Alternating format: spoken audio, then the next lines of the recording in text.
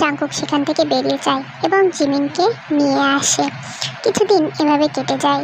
তে, Jimin, Jungkook কেউই ভার্সিটিতে যায় না। আজই তারা প্রথম ভার্সিটিতে আবার যাওয়া শুরু করেছে এবং এর মধ্যে জেনি একবারও আর তের উপরে অ্যাটাক করেনি। প্লিজ একটু দাঁড়াও, তোমার সাথে আমার কিছু কথা ছিল। আমাদের তোমার সাথে কোনো কথা নেই। জিমিন প্লিজ এমন করো না, আমাকে একটু বলার সুযোগ তো তোমাদের দেওয়া উচিত, তাই না? কি বলতে চাও তুমি? এখানে বলা যাবে না, দয়া করে একটু গার্ডেনে চলো। জেনি কোথায়? আজ তুমি একলা এলে কেন?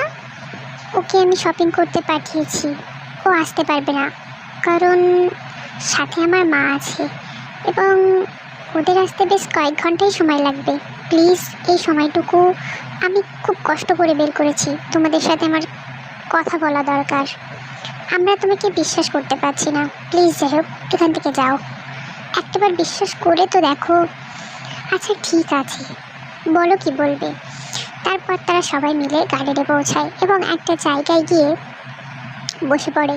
চারিদিকে গাছপালায় ভরা 3 চালার ছাউনি, নিচে বসে আছে তারা সবাই। তে, জাংকুক কোথায়?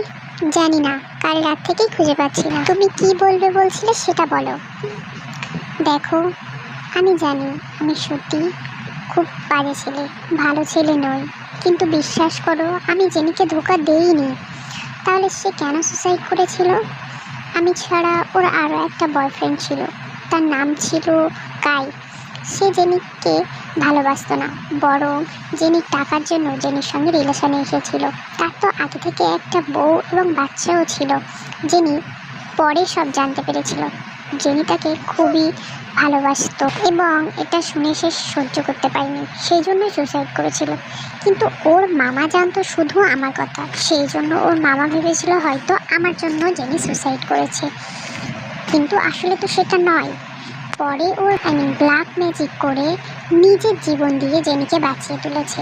সমস্যা এখানে একটাই, জেনির স্মৃতিশক্তি সব ঠিক থাকা সত্ত্বেও কোনো একটা ভুলের কারণে ও পিছনে সব কথা ভুলে গেছে, শুধু আমার কথাটাই মনে রেখেছে। আর ওই কারণেই আমি এখানে ফেসে আছি।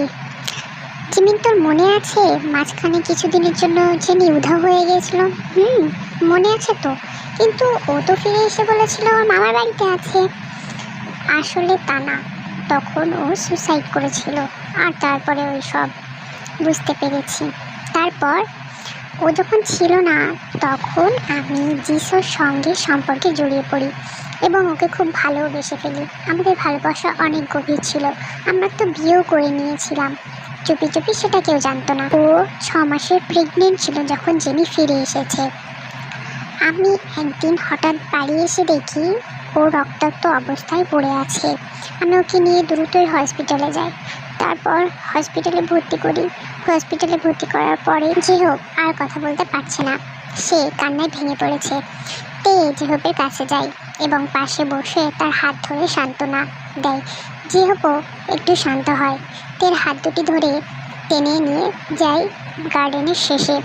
সেখানে গিয়ে তে দেখতে পায় একটা ছোট্ট কবরস্থান। জেহোপ সেখানে দাঁড়িয়ে তেকে বলে, জানো তে, আমি যিশুর সঙ্গে মিলে অনেক স্বপ্ন দেখেছিলাম, কিন্তু আমার কোনো স্বপ্নই ওই জেনি পূরণ হতে দেয়নি। খুব কষ্ট পেয়েছি আমরা দুইজনই। জেহোপ আবারও কান্না করতে থাকে। তে বুঝতে পারে যে এই ছোট্ট কবরটি তাদের বাচ্চার কবর। আচ্ছা জেহোপ, তুমি যিশুকে খোঁজোনি? সে কোথায় এখন? আমি জানি না সে কোথায় আছে। সে যে হসপিটালে ভর্তি করেছিলাম তারপরে কোথায় যেন উধাও হয়ে গেল, আর খুঁজে পেলাম না তাকে। আর জেনির জন্য তো আমি বেরোতেই পারিনি, কিন্তু আমরা তো জানতাম ও মারা গেছে। না, যায়নি।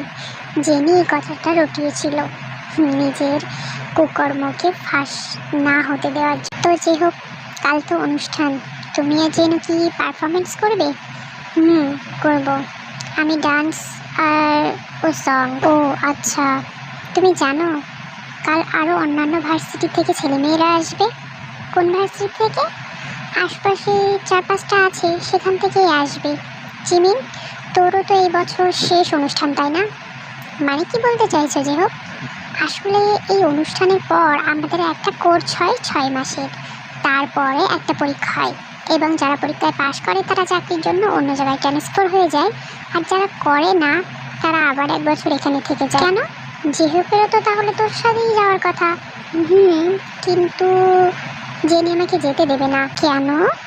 কারণ ওর জাদু শুধু এই ভার্সিটি ছাড়া অন্য কোথাওই চলে না, সেই জন্যে। ঠিক আছে, বুঝলাম, অনেক কথাই হলো। এই সমস্ত কথা যেন কেউ জানতে না পারে, ঠিক আছে? ওকে, কেউ জানতে পারবে না। আজ আসি, কাল আবার দেখা হবে। তুমি ইশারায় কথা বুঝতে পারো? কেন? না মানে যখন জেনি থাকবে ইশারায় কথা বলবো, তাই। আমরা তো এখন ফ্রেন্ড, তাই না? পারি না, তবে চেষ্টা করব।